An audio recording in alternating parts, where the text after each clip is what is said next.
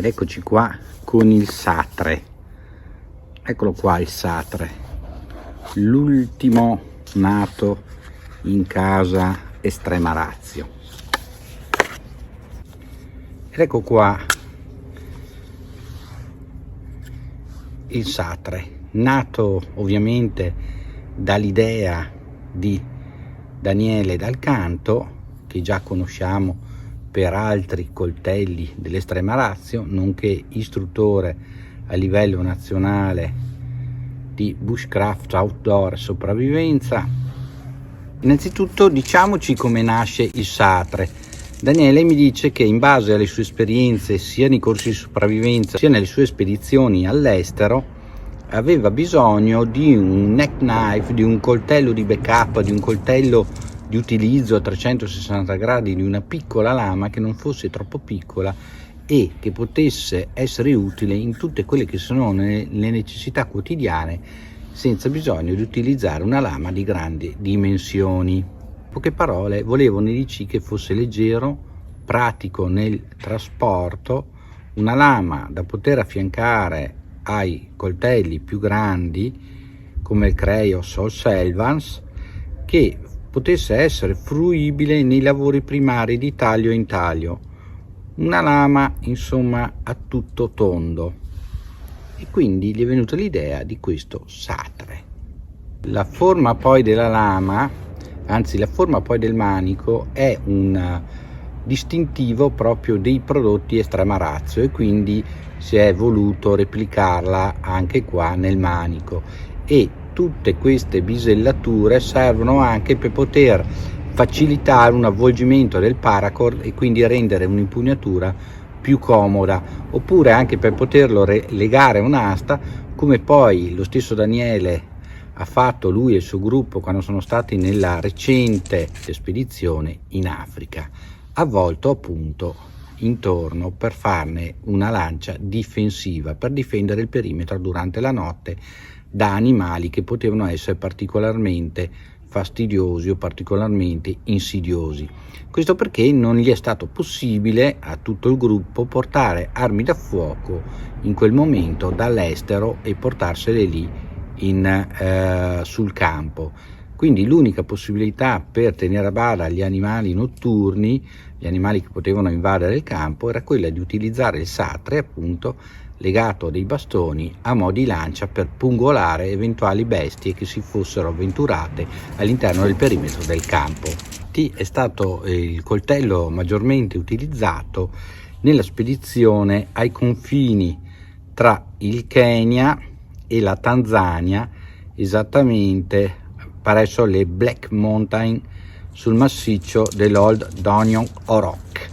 Quindi questo è sicuramente un test sul campo che ne ha testato la sua capacità e la sua funzionalità. Dal mio punto di vista vi faccio vedere la forma della lama, che come abbiamo detto spesse volte è una forma abbastanza tradizionale. Immaginatevi sempre il famoso coltello da cuoco, coltello da cucina, che sono le lame vincenti perché nascono dalle origini dell'uomo e nei secoli l'uomo, questa è la lama che ha trovato molto utile, è la forma di lama, la bisellatura di lama che troviamo più spesso ed è quella a mio parere più funzionale, e questa è stata quella che è stata voluta dare. E inizialmente mi sembrava molto piccolo, ve l'ho fatto vedere e comunque lo vediamo dopo in studio vicino al tarlo di Alfredo Doricchi, e vedete che la dimensione è abbastanza simile. In realtà invece è proprio molto comodo ed è proprio l'obiettivo che si prefiggeva Daniele Dal Canto. Ne vediamo le caratteristiche tecniche. La lunghezza della lama è di ben 7 cm, lo spessore iniziale è di 5 mm, rendendolo un vero e proprio cuneo. Vedete che abbiamo qua questa gimpatura e questa gimpatura che permettono una forte presa anche senza bisogno dei guanti da lavoro o dei guanti da missione, nel caso foste dei militari. La lunghezza totale è ben 16 cm e il peso totale è di circa 80 grammi. Come potete vedere, questa è la versione in N690CO ed è la versione che ho preferito, pur essendoci la versione in M600 che mi sarebbe piaciuto molto, però questa è HRC 58 grosso modo, mentre l'altra supera il 60 HRC, quindi è molto più dura da affilare eventualmente sul campo. In più, per una lama così corta preferisco un inox, fatto salvo ovviamente, sapete, il mio preferito che è l'Isola 2, che comunque è un 1095. In questo caso gli ho preferito la versione inox, soprattutto anche perché senza copertura, e dove è possibile io li acquisto senza copertura. Perché? Perché la copertura dopo poche volte che si utilizza inizia a rovinarsi, perde i pezzettini, se lavorate il cibo vi mangiate anche qualche schifezza di copertura che non vi ucciderà sicuramente, ma che comunque preferisco non cibarmene, preferisco non mangiare. Vediamo adesso come si comporta all'atto pratico. Iniziamo a metterlo alla prova con questo eucalipto. Potete vedere che l'eucalipto è piuttosto duro, ciò nonostante l'intaglio che ne possiamo ottenere è profondo, proprio per dimostrare come la lama così ben progettata funziona molto bene nel taglio anche del legno. Guardate, non ha nessun problema neanche a fare la punta in questo caso, proprio taglia via delle belle fette di legno nonostante il legno sia duro. Anche nel piccolo intaglio, spingendo appunto col pollice sulla lama, eccolo qua, vedete, veloce ed efficace. Insomma, un coltellino nato per questo, e come continuo a dire in questo video, con una lama molto funzionale. Guardate anche come decorteccia quest'altro pezzo di eucalipto, molto molto tagliente. Già di fabbrica esce molto tagliente, e questa è la cosa che mi è piaciuta di più di questo coltello. In effetti, guardate, anche grazie al suo spessore sul dorso, come può essere utilizzato anche per forare il legno, quindi forzarlo ed abusarne a più non posso, non ci sono problemi, la punta regge tranquillamente a qualsiasi tipo di sforzo e lavoro. E in effetti il motivo per cui è nato questo coltellino è proprio quello di fare un po' tutti questi lavoretti sul campo funzionali, che ci permettono di crearci, di costruirci quelle cose che ci servono sul campo o durante un'uscita in bushcraft o in trekking o hiking, come si vuole dire anche oggi in inglese. Insomma, un coltellino tutto tondo, come abbiamo detto, in cui la lama è stata veramente indovinata. Fare una guancetta o un manico, come ha fatto ultimamente la Lion Steel, che poteva essere infilato e poi avvitato.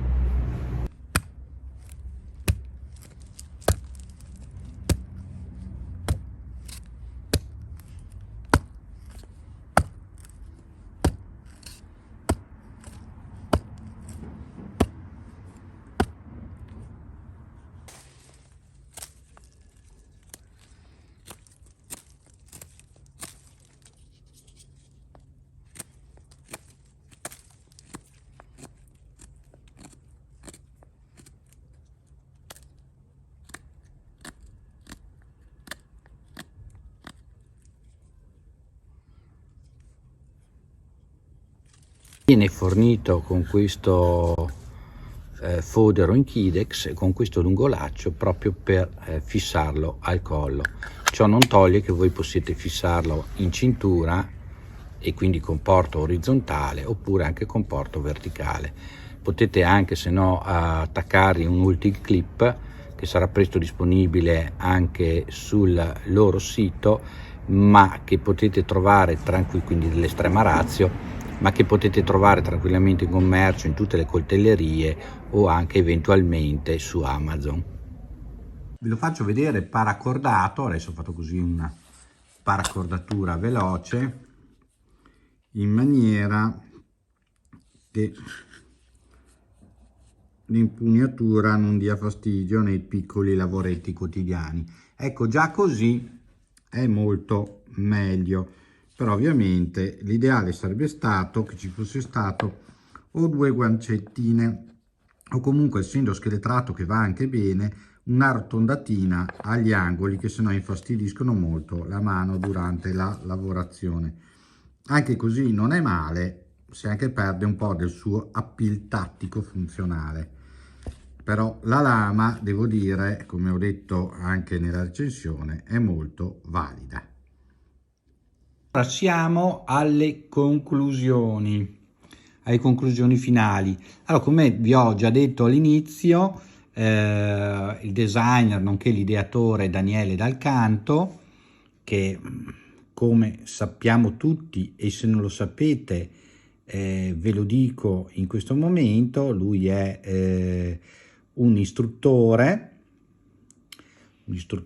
di sopravvivenza, quindi fa corsi di sopravvivenza, corsi di bushcraft, è un istruttore della FIS dal 1996, insegna survival, bushcraft, prepping. Comunque vi metterò il link in descrizione se volete andare a vedere un attimino quello che fa Daniele, e è consulente, cosa non da poco, come possiamo vedere in questo coltello, della Estrema Ratio, e quindi lo vediamo. Non è il suo primo coltello ovviamente che progetta, idea per l'Estrema Ratio.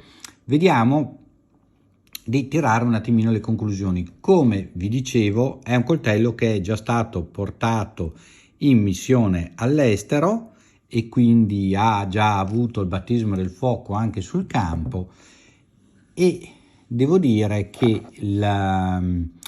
sulla lama non posso dire niente. Una lama molto efficace, come abbiamo visto sarebbe una mezza sabre, ma è una flat, e molto spesso il bordo sopra, molto tagliente il filo, e va molto bene per il taglio e l'intaglio quotidiano, che dovete tagliare cavi, cavetti, fascette, intagliare il legno, costruire un picchetto, va molto bene. Devo dire che trovo comode queste gimpature anche a mano libera, perché non sono eccessivamente, vedete che gli angoli sono stati un po' arrotondati anche in quella retro, quindi non dà fastidio alla mano. Quello che però dà fastidio sono queste angolature nel manico, e qua una tirata di orecchie possiamo fargliela. È vero che si può paracordare, avete visto che gli ho fatto un giro veloce col paracord arancione proprio per provare, ma ovviamente si può paracordare. Qua vi metto vicino il Black Foss Tarlo, che se vediamo ha più o meno le stesse dimensioni, ha gli stessi spessori, e la forma assomiglia. Ecco che vi dicevo che i nostri designer o ideatori italiani, ovviamente il tarlo di Alfredo Doricchi, mentre il satre è di Daniele Dal Canto, hanno un'idea ben precisa di quello che può essere un coltello di utilità, e in entrambi i casi l'obiettivo è stato centrato. Ovviamente il tarlo costa molto meno, costa circa, siamo sotto i 50 euro, addirittura adesso lo si trova sui 40 euro, 38 euro, è in 440C, mentre l'Estrema Ratio, in questo caso il Satre, è in 690 CO. Sapete benissimo che è ovviamente un acciaio superiore al 440C, però, come dicevo, il manico avrebbero potuto un attimino impegnarsi di più su questo fatto, oppure darlo in dotazione già paracordato, in maniera che poi uno può decidere se usarlo con o senza paracord. Allora, nell'uso normale senza paracord non c'è nessun problema a utilizzarlo. Se però iniziate a intagliare il legno vi dà sicuramente fastidio, quindi dovete trovare una soluzione per il manico. Posso anche consigliare quelle strisce che si utilizzano per le racchette da tennis, e si può fare un giretto di quelle strisce lì che sono adesive, di queste strisce che sono adesive, che però poi si possono anche togliere con una certa facilità, e con questo ve lo renderà più comodo, meno scivoloso e sicuramente più efficace nell'utilizzo. Ed eccoci qua, proprio per i saluti finali. Ve li faccio vedere un'ultima volta appaiati, per vedere un po' il discorso. Facciamo un saluto al sempre gentile Daniele Dal Canto, che ci ha fornito un po' tutte le informazioni, mi ha fornito anche le foto che vedete in questo video della situazione in cui hanno utilizzato questo satre sul campo. Vi rifaccio vedere il satre, ovviamente ve l'ho già fatta vedere, ma viene fornito con questa scatolina in cartone al cui interno trovate poco, nel senso il sacchettino in cui è il satre e ovviamente la garanzia e il certificato. Il prezzo, direi che visto il marchio è valido, finalmente uno dei coltelli dove prezzo, prestazioni, qualità siamo vicini a quello che il consumatore vorrebbe, quindi direi anche questo è buono. Mi dispiace un pochino di questi angolini che eventualmente, passando un po' di carta vetrata, arrotondandoli, si potrebbe utilizzare a manico nudo, che non è una cattiva idea, visto che non deve essere un utilizzo intensissimo, ma deve essere un utilizzo pratico.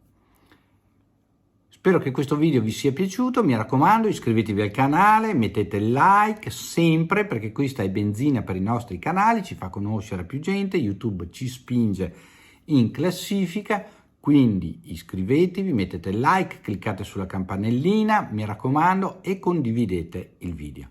Ci vediamo in un prossimo video, ditemi qua nei commenti cosa ne pensate di questo satre. Al prossimo video, ciao a tutti da Ermanno, ciao!